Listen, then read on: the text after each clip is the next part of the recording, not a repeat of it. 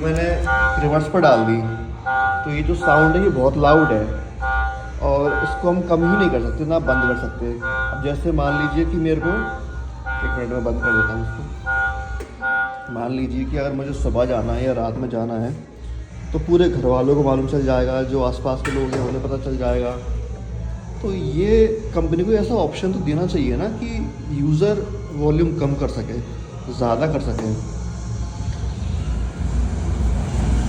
अगर ये तरह वीडियो देख रहा है तो प्लीज़ यार ऑप्शन दो। दूसरा, ये जो इसका चार्जर है ये 350 वाट का है जो कि 8 घंटे ले लेता है।